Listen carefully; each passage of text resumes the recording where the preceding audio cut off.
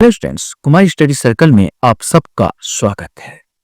अधीक्षक बाल देखरेख परीक्षा को आगे बढ़ाते हुए आज के वीडियो का हमारा टॉपिक होगा डाइवर्जन एंड रेस्टोरेटिव न्याय के सिद्धांत। जो बच्चे मुझसे अभी भी जुड़ रहे हैं उनको बता देना चाहता हूं, आप लोगों के लिए ऐसे बहुत सारे वीडियो मैंने अपलोड कर दिए हैं। अगर आप पुराने वीडियो को देखना चाहते हैं तो मेरे चैनल के प्लेलिस्ट में जाएंगे, जिसमें अधीक्षक बाल देखरेख वाला प्लेलिस्ट दबाकर सब वीडियो को आप देख सकते हैं, वो भी फ्री में। हाँ, जो पीडीएफ चाहते हैं उनके लिए इस वीडियो के लास्ट में एक मैसेज है जिसको आप देख सकते हैं, तो आपका पीडीएफ वाला प्रॉब्लम भी सॉल्व हो जाएगा। यहाँ पर मैं एक जो पार्ट है आपका डाइवर्जन और रेस्टोरेटिव न्याय का सिद्धांत, इसमें से छोटे छोटे पार्ट है। इसमें से अगर हम लोग कुछ क्वेश्चंस को देख लेते हैं और इसका अर्थ समझ लेते हैं तो मान के चलिए आपका बहुत सारा जो हल हो जाएगा, सॉल्व हो जाएगा।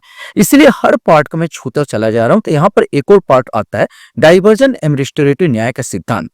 आपको बताने से पहले थोड़ा सा बता देना चाहता हूं कि इतने सारे जो आपका सिलेबस है तो इसके अंदर बहुत लोगों का तैयारी नहीं हुआ पाया होगा, तो बस इतना देख लीजिए कि डाइवर्जन का अर्थ क्या होता है। तो डाइवर्जन का अर्थ होता है विवर्तन, अर्थात प्रक्रिया से बचाव। इसका अर्थ होता है प्रक्रिया से बचाव, क्योंकि चुनाव जो आप अपराध वाला जो होगा, न्यायालय में जाओगे, न्यायालय में न्यायाधीश के पास खड़े होगे, फिर उन पर चलेगा, इस प्रकार बहुत लंबा प्रक्रिया होता है। तो इसमें प्रक्रिया से बचाव, विशेष करके बच्चों लोगों को बचाव करना, जो पहली बार अपराधी है उनके लिए बचाव करना। तो इस सिद्धांत को बोलते हैं डाइवर्जन का सिद्धांत। जो लंबी प्रक्रिया होती है, बार बार वकील का परामर्श लेना, वकील के साथ मिलना और न्यायाधीशों के पास खड़े होना, फिर जेल जाना और फिर रिपोर्ट लिखाना, और लंबी चौड़ी जो प्रक्रिया, उससे बचाने वाला यह न्याय है डाइवर्जन सिद्धांत। जो पहली बार अपराध कर रहे हैं और जो बच्चे हैं उनको बचाना, इस मेन सिद्धांत होता है डाइवर्जन के। इसको समझ लीजिए। और रिस्टोरेटिव न्याय, रिस्टोरेटिव न्याय का मतलब होता है, इसको हिंदी में बोलते हैं पुनर्संस्थापना। पुनर्संस्थापना कहा जाता है, पुनर्स्थापना या पुनर्संस्थापना कहते हैं, अर्थात नुकसान की भरपाई और सुधार। मतलब सामने वाले का अगर नुकसान का भरपाई हो रही है तो यार उस न्याय प्रक्रिया में मत घसीटो उसको। सामने वाले व्यक्ति का अगर भरपाई हो जा रही है, मान लीजिए रेस्टोरेटिव, आपका एक एक्सीडेंट हो गया। अब एक्सीडेंट वाले ने, कार वाले ने आपको एक्सीडेंट कर दिया, जैसे आपका हाथ पैर टूट गया। अगर यहाँ पर कार वाला, अगर आपका जन आंदोलन अदालत लगता है, लोक अदालत जिसको बोलते हैं, अगर आप तैयार है कि भाई ये 50,000 आपको देने को तैयार है और आप रफा दफा करना चाहते हैं उसको, क्या बोलना चाहिए, केस को, तो यार ये रेस्टोरेटिव न्याय के अंतर्गत, सिद्धांत के अंतर्गत आ जाएगा। भरपाई हो जा रही, आपका क्षतिपूर्ति की भरपाई हो जा रही, तो ये भी जो हो जा रहा रेस्टोरेटिव न्याय के सिद्धांत के अंतर्गत आ जाएगा। अर्थात इसका अर्थ ये हो जाता है कि नुकसान की भरपाई और सुधार। नुकसान की भरपाई हो जा रही, अब सुधार भी हो जा रहा। ऐसे करके जो एक छोटा सा उदाहरण मैंने दिया, ऐसे बहुत सारे उदाहरण आ सकते हैं जिसका भरपाई हो सकता है, उसको बोलते हैं रेस्टोरेटिव न्याय। अब इसमें से जो क्वेश्चन बनेंगे आसानी से आप बना पाओगे। तो आशा करता हूं कि जो समझाया हूं उसके आधार पर आप इन क्वेश्चंस का आंसर आप दे पाओगे। पहला क्वेश्चन था डाइवर्जन। डाइवर्जन सिद्धांत का मुख्य उद्देश्य क्या है, ये आपको बताना है। डाइवर्जन हिंदी अर्थ विवर्तन होता है। तो डाइवर्जन सिद्धांत का मुख्य उद्देश्य क्या है?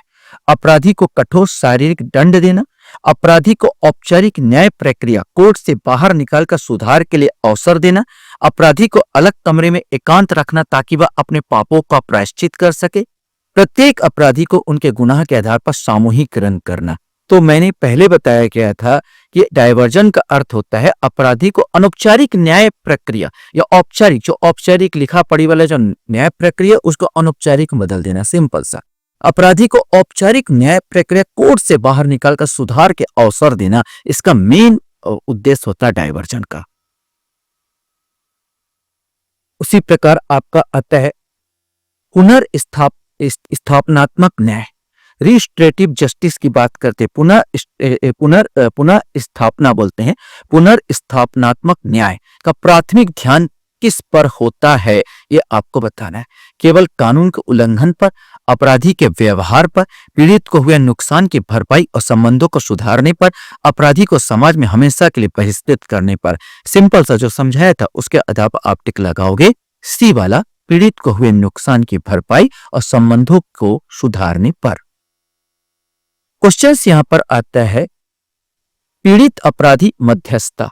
पीड़ित अपराधी मध्यस्थता किस न्याय प्रणाली का एक प्रमुख हिस्सा है, ये आप जान गए होंगे। प्रतिशोधात्मक न्याय, पुनर्स्थनात्मक न्याय, सैन्य न्याय प्रणाली और केवल दीवानी मामले। तो प्रतिशोधात्मक तो होगा नहीं, आपको प्रतिशोध तो लेना नहीं है। यहाँ पर ये आएगा पुनर्स्थापनात्मक न्याय, रिस्टोरेटिव जस्टिस की बात करते हैं तो यहाँ पर रिस्टोरेटिव न्याय बोलते हैं, इसको पुनर्स्थापना न्याय बोलते हैं। तो ये इसके आधार पर ये होगा, क्या बोलना चाहिए, ये पीड़ित अपराधी मध्यस्थता पुनर्स्थापना न्याय का एक हिस्सा है। क्वेश्चन हमारे सामने आता है, किशोर न्याय के संदर्भ में डाइवर्जन क्यों आवश्यक माना गया है। तो इसको आप बताओ, किशोर न्याय के संदर्भ में डाइवर्जन क्यों आवश्यक माना गया, या डाइवर्जन न्याय को क्यों आवश्यक माना जाता है। ताकि बच्चों को अपराधियों जैसा लेबल न लगे, ताकि बच्चों को मुफ्त शिक्षा मिल सके, ताकि जेलों में जगह खाली रहे, ताकि पुलिस को केस दर्ज ना करना पड़े। अब इसमें से आप बताओगे तो पहले ही बताया कि जो किशोर न्याय को न्यायिक प्रणाली किसमें क्या था, प्रक्रिया को बचाना है, और प्रक्रिया से आप बचाओगे तो यार उसका लेबल नहीं लग पाएगा, ताकि बच्चों को अपराधी जैसा लेबल ना लगे। इससे बचाने के लिए डाइवर्जन न्याय प्रणाली को उपयोग किया जाता है। पुनर्स्थापनात्मक न्याय, रिस्टोरेटिव जस्टिस के 3 स्तंभ, 3 पिलर्स कौन कौन से हैं, इसमें से आपको बताना है। सजा, जुर्माना और जेल, पुलिस, वकील और जज, नुकसान दायित्व और भागीदारी, गिरफ्तारी, पूछताछ और जमानत, इसमें से आपको बताना है। तो पुनर्स्थापना न्याय के 3 स्तंभ जो माने जाते हैं वो है नुकसान, दायित्व और भागीदारी। नुकसान की पूर्ति करना, समाज में आपका अपराधी का दायित्व और उसका और भागीदारी, ये तीनों डिपेंड करता है इस पर पुनर्स्थापनात्मक न्याय, रिस्टोरेटिव जस्टिस।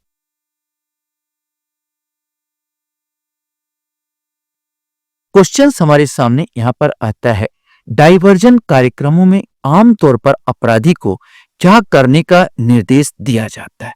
डाइवर्जन कार्यक्रमों, अब डाइवर्जन कार्यक्रम पहले बताया था, प्रक्रिया से बचाने वाला कार्यक्रम, देश छोड़कर जाने का, सामुदायिक सेवा या परामर्श, आजीवन कारावास भुगतने का, सरकारी नौकरी छोड़ने का। तो डाइवर्जन कार्यक्रम होगा तो आजीवन कारावास तो दिया ही नहीं जाएगा, उसमें देश छोड़कर जाने को कहा नहीं जाएगा, सरकारी नौकरी छोड़ने को नहीं बोलेगा। यहाँ पर बी वाला आता है, सामुदायिक सेवा का परामर्श इसमें दिया जाता है। रेस्टोरेटिव जस्टिस में मुख्य भूमिका किसकी होती है, अब इसको बताना है कि रेस्टोरेटिव जस्टिस, जिसको पुनर्स्थापना न्याय कहते हैं, पुलिस, न्यायाधीश और वकील की, अपराधी, पीड़ित और समुदाय की, सरकार, पुलिस और नेता की, केवल वकील की। अब इसमें से आपको बताना है सही आंसर, इसमें अपराधी, पीड़ित और समुदाय की, ये सिंपल सा मैंने समझाया था। रेस्टोरेटिव पुनर्स्थापना जो नुकसान से भरपाई और सुधार से संबंधित है, तो अपराधी, पीड़ित और समुदाय की इसकी अहम भूमिका होती है। क्वेश्चन हमारे सामने आता, पुनर्एकीकरण। पुनर्एकीकरण शब्द का क्या अर्थ है। रीइंटीग्रेशंस या पुनर्एकीकरण, अपराधी को फिर से गिरफ्तार करना, अपराधी को सुधार के बाद सम्मान पूर्वक समाज का हिस्सा बनाना, पीड़ित को मुआवजे के लिए भटकने पर मजबूर करना, केस को बंद कर देना। अब इसमें से आपको कोई एक आएगा, सही आंसर यही आएगा, कॉमन क्वेश्चन, अपराधी को सुधार के बाद सम्मान पूर्वक समाज का हिस्सा बनाना।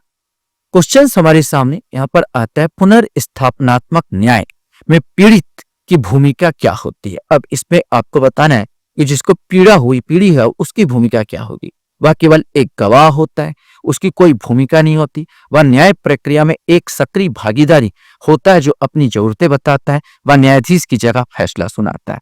यार ये तो सिंपल सी बात है कि पीड़ित, अगर जैसे मैं पीड़ित हूँ, मेरे एक्सीडेंट हुआ और मैं नहीं चाहूंगा भैया मैं सजा ही चाहता हूँ, तो फिर न्यायाधीश क्या करेगा, तो प्रक्रिया के आधार पर करना ही पड़ेगा। ये तो समझौता है। पुनर्स्थापनात्मक न्याय अगर बात कर किया जाए, रिस्टोरेटिव न्याय की बात करते हैं, तो ये तो एक बोला जाता है एक प्रकार से अपराधी और पीड़िता के बीच समझौता है। और ये कि छोटे अपराधों में ही संभव, बड़े अपराधों में, हत्या में कोई समझौता नहीं होगा, ये आएगा ही नहीं। ये तो एक्सीडेंटल मामला है, छोटे अपराध उसमें काम आएगा। तो ये सिंपल सा, अगर इसमें नौमा का आंसर लगाऊंगा तो सी वाला आएगा। वह न्याय प्रक्रिया में एक सक्रिय भागीदारी होता है जो अपनी जरूरतें बताता है। तो भाई पीड़िता अब वो सामान्य अपराध हो या गंभीर अपराध हो, इसमें तो ये काम ही नहीं आएगा। तो वह केवल गंभीर अपराध में जो पीड़िता होते हैं गवाह के रूप में होता है। लेकिन पुनर्स्थापनात्मक न्याय की बात किया जाए, रिस्टोरेटिव न्याय की बात किया जाए, तो इसमें वह न्याय प्रक्रिया में एक सक्रिय भागीदारी होता है और अपनी जरूरतें बताता है। तो सी वाला आंसर आएगा। क्वेश्चन हमारे सामने आता है डाइवर्जन। डाइवर्जन के तहत सामुदायिक सेवा का आदेश देने का मुख्य कारण क्या है? बच्चे को मुफ्त मजदूर बनाना, बच्चों को उसके जुर्म के लिए सजा देना, बच्चे में जिम्मेदारी और समाज के प्रति जुड़ाव की भावना पैदा करना, बच्चे में अपराध के प्रति भय पैदा करना ताकि दोबारा अपराध ना करे। इसमें से आपको बताना है। सही आंसर इसका सी आएगा। बच्चे में जिम्मेदारी और समाज के प्रति जुड़ाव की भावना पैदा करना ही डाइवर्जन का मेन उद्देश्य होता है कि जेल का उनका हवा ना खिलाई जाए, उसको जिम्मेदार नागरिक बनाया जाए। डाइवर्जन कार्यक्रम का उपयोग आमतौर पर किसके लिए किया जाता है? ऐसे अपराधी जिन्होंने जघन्य अपराध किया, ऐसे अपराधी जो 18 वर्ष से नीचे हो, पहली बार अपराध करने वाले छोटे अपराधी, अभ्यस्त अपराधी। तो इसमें सिंपल सा पहले बार बताएंगे, पहली बार अपराध करने वाले छोटे अपराधी, विशेषकर बच्चे हो या कोई बड़े भी हो, उनके लिए डाइवर्जन कार्यक्रम का उपयोग किया जाता है।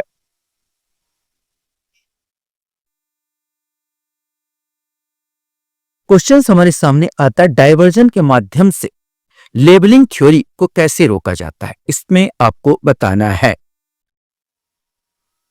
बच्चे का नाम अखबार में छापकर, बच्चे को पुलिस स्टेशन में रखकर, बच्चे को औपचारिक अदालत कार्रवाई से बचाकर, बच्चे को जेल भेजकर। तो सिंपल सा ये कॉमन क्वेश्चन है। इसमें सी वाला बच्चे को औपचारिक अदालती कार्रवाई से बचाकर। अब यहाँ पर एक क्वेश्चन और आता है, ऐसे क्वेश्चन ज्यादा क्वेश्चन पूछते हैं आजकल।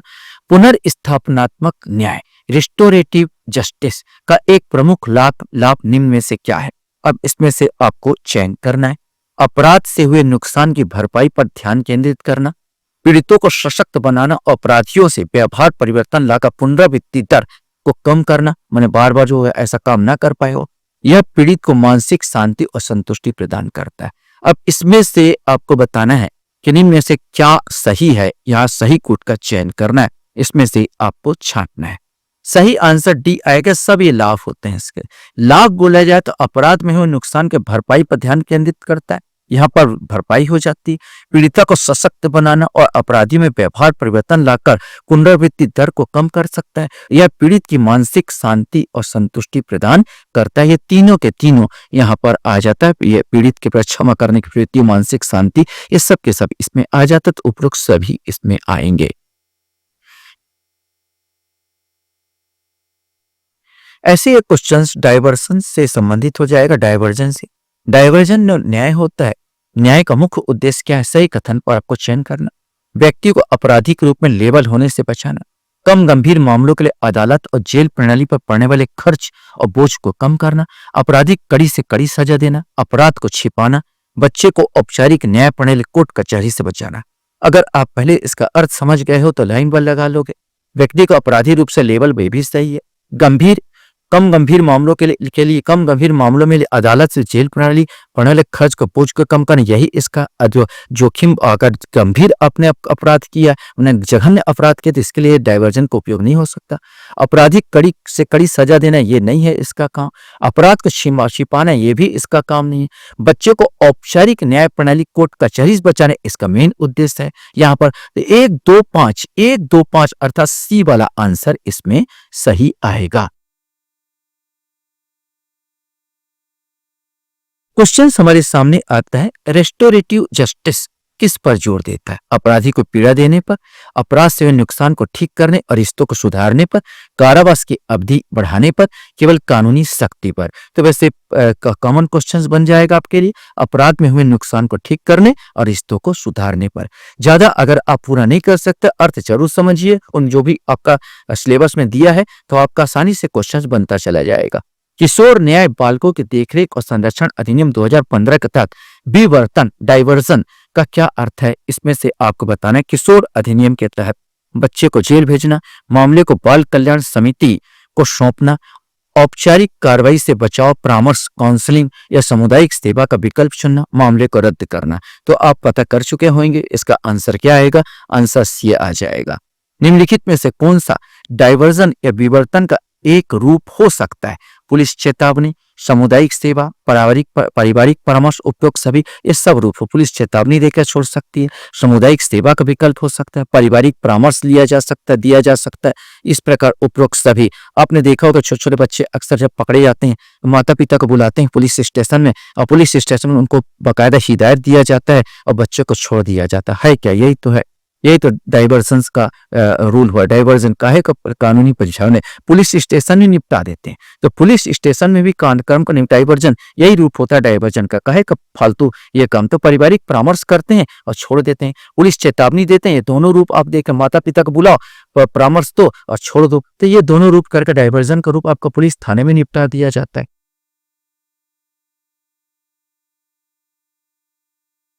क्वेश्चन से इनमें से कौन सा सिद्धांत रिस्टोरेटिव जस्टिस का हिस्सा नहीं है? अब हिस्सा नहीं है, ये आपको बताना है कौन सा रिस्टोरेटिव सिद्धांत का हिस्सा नहीं है। जिम्मेदारी का एहसास, क्षतिपूर्ति, प्रतिशोधात्मक सजा, पुनर्एकीकरण। तो अब कॉमन क्वेश्चन यही बस नहीं होगी, सजा मेरे को देना है ही नहीं इसमें। जिम्मेदारी का एहसास करवाएंगे, क्षतिपूर्ति आप देंगे और पुनर्एकीकरण मैंने आपका पुनर्एकीकरण होगा, दोनों का एकीकरण होगा, समाज का एकीकरण होगा। ये मेन इसका दायित्व, मेन उद्देश्य होता है। क्वेश्चन यहाँ पर आता है, किशोर न्याय अधिनियम 2015 के अनुसार डायवर्जन मुख्य रूप से किन बच्चों के लिए अपनाया जाता है? ये भी आप कॉमन फटाफट उत्तर दोगे। जिन्होंने जघन्य अपराध किया, इसमें तो हो ही नहीं सकता। जिन्होंने मामूली गंभीर अपराध किया हो, जो केवल अपराधी हो, जो 18 वर्ष से अधिक के हो, इसमें मेन इसका बी आता है। जिन्होंने मामूली या गंभीर रूप से अपराध किया हो, तो गंभीर, मामूली या गंभीर अपराध, जैसे जघन्य नहीं होना चाहिए। तो इसके लिए हम लोग इसका डायवर्जन का मुख्य रूप से उपयोग कर सकते हैं, डायवर्जन का उपयोग किया जाता है। क्वेश्चन हमारे सामने यहाँ पर आता है, डायवर्जन का लाभ क्या है? अब इसमें से लाभ आपको बताना है। तो यह बच्चे का अपराधी बनने से रोकता है, या न्यायिक बोझ कम करता है, या सुधार पर ध्यान केंद्रित करता है। उपरोक्त सभी कॉमन क्वेश्चंस आप लगा सकोगे, उपरोक्त सभी ये आ जाएगा। अब एक क्वेश्चन आता है जो कि आपको किताब पर केंद्रित है कि किससे संबंधित है, ये भी इंपॉर्टेंट है। आप परिभाषा पढ़ेंगे तो आप समझ में आ जाएगा। अपराध केवल कानून का उल्लंघन नहीं है, बल्कि यह लोगों और रिश्तों को पहुंचाया क्या नुकसान है। यह कथन किस न्याय सिद्धांत पर आधारित है? Retributive justice, restorative justice, dispensary justice या कानूनी न्याय, इसमें से कोई एक आएगा। तो अब इस प्रकार का क्वेश्चन बन सकता है, तो आपका सही आंसर भी आएगा या रेस्टोरेटिव जस्टिस। रेस्टोरेटिव जस्टिस अर्थात पुनर्स्थापना न्याय से संबंधित है कि अपराध केवल कानून उल्लंघन नहीं है, बल्कि यह लोगों और रिश्तों को पहुंचाया गया नुकसान है। यह रेस्टोरेटिव जस्टिस का ही कथन है। आशा करता हूं यह वीडियो आपको अच्छा लगा होगा। आप लोग मेरे वीडियो को वॉच करते हो, इसलिए धन्यवाद। Thank you very much.